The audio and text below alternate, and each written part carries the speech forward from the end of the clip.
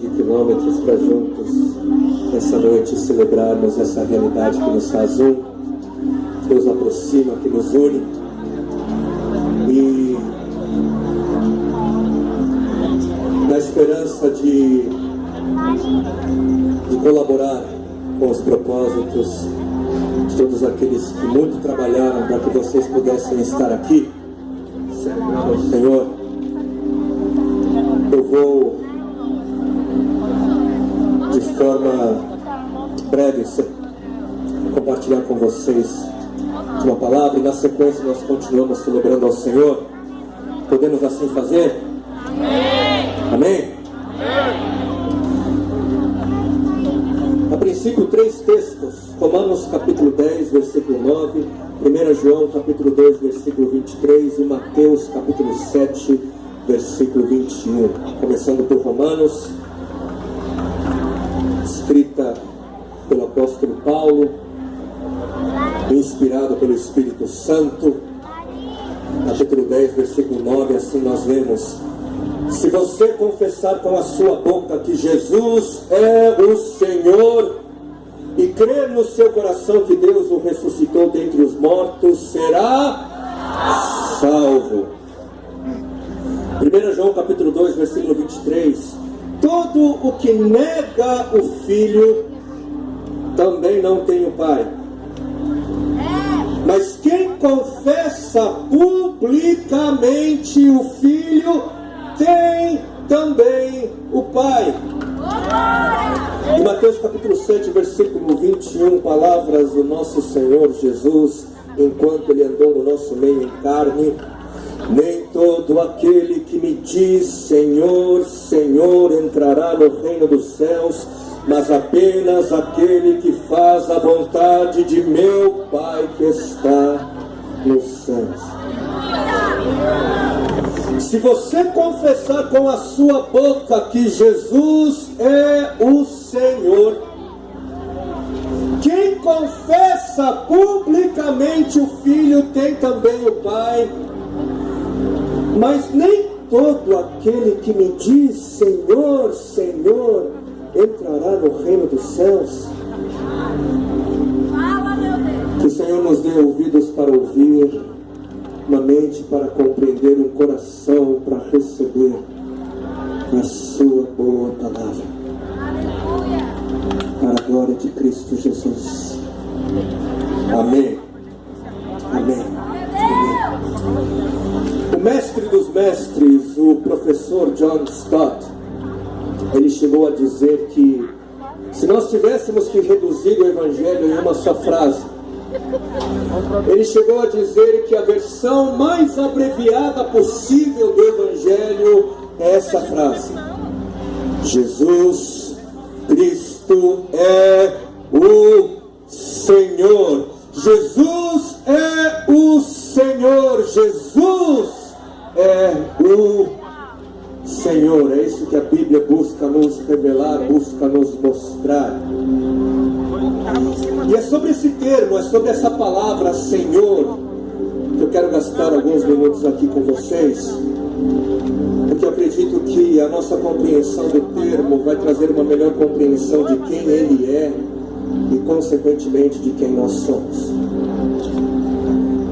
Porque se você confessar com a sua boca que Jesus é o Senhor, será salvo. Eu tenho medo, eu temo que tenhamos reduzido a beleza da salvação em simples palavras que são ditas, que são repetidas de maneira pública, de maneira litúrgica, religiosa, quase que supersticiosa em alguns momentos, em alguns ambientes. Eu tenho a impressão que nós reduzimos a salvação numa simples declaração falada. E nós perguntamos para as pessoas se elas querem aceitar a Jesus, e nos certificamos de que elas repitam orações que confessem a Jesus como sendo o Senhor. Nos certificamos de que elas repitam orações verbalizem que Jesus é o Senhor. E isso faz parte, sim, da nossa vivência, isso faz parte, sim, da nossa experiência cristã. Mas é preciso entender, uma verdade é que nós não temos afinidade com o termo Senhor. Não temos afinidade com o termo, e nós não usamos o termo da mesma maneira que o termo era usado nos tempos bíblicos. Não usamos da mesma maneira. Hoje, do lado de cá, no Ocidente, o termo Senhor é usado como termo honorífico, como um termo que busca honrar a outra pessoa, um termo de respeito, de consideração. Para muitos é um ato de gentileza chamar o outro de Senhor, que necessariamente nada tem a dizer acerca da essência da pessoa para quem o termo é dirigido. Por exemplo, as pessoas me chamam de Senhor sem me conhecer. A aeromoça no avião me chama de Senhor não por saber da minha essência, mas é porque é norma da empresa ser cordial. E nós usamos o termo assim. Pessoas estranhas, usamos o termo a figuras de autoridade, a governantes, usamos o termo como títulos, como um reconhecimento, porque é a coisa educada a se fazer, assim nós aprendemos desde pequeno. Mas não é desta forma, não é desta maneira que a Bíblia nos apresenta a pessoa de Cristo Jesus, não. Jesus não é Senhor da mesma forma que o diretor da escola. Jesus não é Senhor da mesma maneira que o policial. E Jesus não é Senhor da mesma maneira que o dirigente de uma nação é. Nas Escrituras ele não é chamado de Senhor como um ato de delicadeza, de educação. Não somos chamados a confessá-lo como Senhor por respeito, simplesmente. Não é nesse nível que devemos nos relacionar com o senhorio de Cristo Jesus.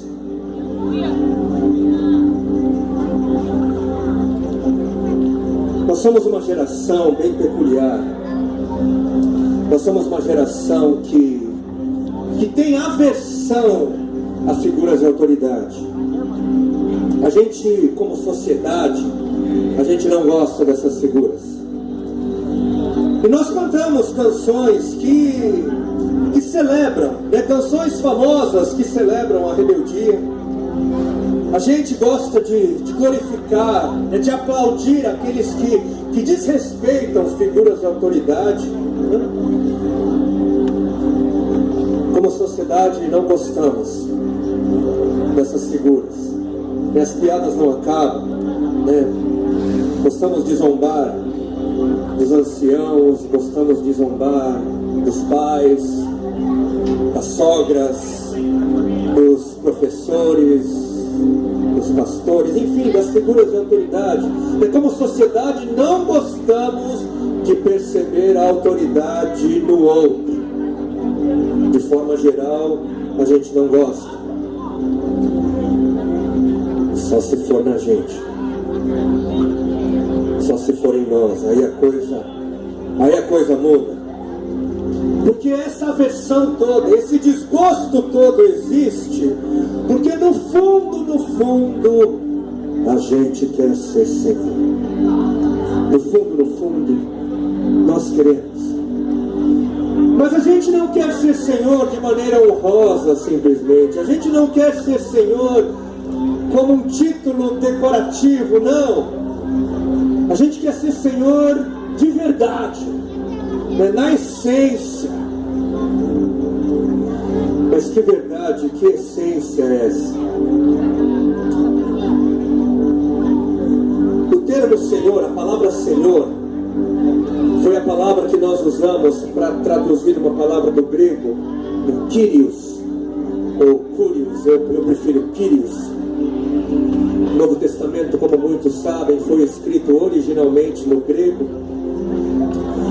E essa palavra, Kyrios, era o termo usado naqueles tempos pelos escravos em relação aos seus proprietários. Dizer que fulano era o seu Kyrios, dizer que fulano era o seu senhor, era dizer que todo o seu ser, que toda a sua história, que toda a sua existência, toda a sua vontade, todo o seu trabalho, todo o seu descanso, o seu sonho de se casar, de ter filhos, que tudo pertencia a esse fulano, ao Kyrios, ao Senhor. E a gente não usa o termo dessa forma. Esse conceito para nós é muito estranho. Nós que, como sociedade, cada vez mais crescemos no nosso individualismo, no engrandecimento do eu. Isso é muito estranho. E por falta desse entendimento, muitas vezes nós vamos ver pessoas que dizem acreditar que Jesus ressuscitou dos mortos, confessam que Jesus é o Senhor, mas não mudam de vida. Dizem acreditar, confessam publicamente com a boca, verbalizam que Jesus é o Senhor, mas na vida deles quem manda são eles mesmos. É verdade. E como é necessário nós buscarmos ao Senhor de todo o coração, de toda a alma, de toda a força e de todo o nosso entendimento, com todo o nosso entendimento, com todo o nosso pensamento, com investigação, com estudo, raciocínio, leitura. Como é vital nós mergulharmos na palavra e conhecermos toda a palavra, toda a palavra. Por quê? Porque toda a palavra contém a mensagem integral de Deus. Toda a palavra contém a mensagem inteira do Senhor. Não apenas um versículo, não um trecho, mas toda a palavra contém toda a mensagem de Deus. Porque sim, é necessário confessar e crer, é necessário, mas é necessário também se arrepender. É necessário confessar e crer, mas é necessário abandonar o pecado. É necessário amar o próximo. É necessário se doar. Perdoar para ser perdoado. É necessário guardar a fé, combater o bom combate e por aí vai. Por aí vai.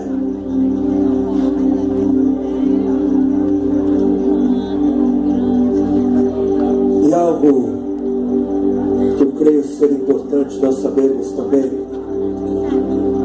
é que a Bíblia, ela foi escrita primeiro para as pessoas de sua época. Foi escrita primeiro para as pessoas de sua própria época. Quando os autores, inspirados por Deus, escreveram os livros e as cartas da Bíblia, eles escreveram como quem escreve para pessoas do seu próprio tempo. Por quê? Para que houvesse entendimento, para que houvesse compreensão. É por isso que nós temos uma Bíblia predominantemente escrita no Antigo Testamento em hebraico e uma Bíblia do Novo Testamento escrita em grego. Ela foi escrita para as pessoas da sua época.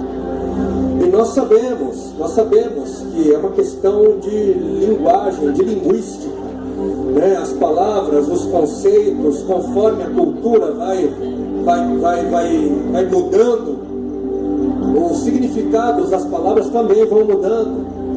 A gente sabe que uma mesma palavra, que um mesmo conceito é diferente, né, de hoje, é diferente de 10, 15, 50, 100, 500 anos atrás. E se não pararmos para prestar atenção, então, em como as coisas eram na época, como era a cultura, quais eram os pensamentos vigentes, qual era o significado de palavras naquela época, enfim, para que nós tenhamos uma visão holística, integral, é importante nós mergulharmos, investigarmos, porque como nós lemos no início, quando a Bíblia ela vai nos dizer que a confissão pública é uma forma de provar a fé no Senhor Jesus, é muito importante nós buscarmos entender o que isso significou para aquelas pessoas, para os primeiros ouvintes, para aqueles que primeiro receberam essa palavra. Como assim, se com a tua boca confessares, como assim, se você publicamente confessar a Jesus como Senhor, será salvo? Como assim? Que a palavra Senhor aqui, mais uma vez, é a palavra grega Kyrios. E essa palavra era a palavra usada para se dirigir ao imperador de quase todo aquele mundo antigo, ao imperador romano. Essa palavra era usada para se dirigir ao imperador, a esse que era considerado um semideus, a esse que era esse governador absoluto, que era considerado um semideus. Kyrios, ou Caesar, ou César, ou Senhor, era o título que pertencia ao imperador de todos aqueles que eram subjugados pelo poderoso Império Romano. Ser subjugado, ser dominado, ser submisso ao Império Romano significava lealdade ao Kyrios, significava lealdade a César, significava lealdade ao Senhor.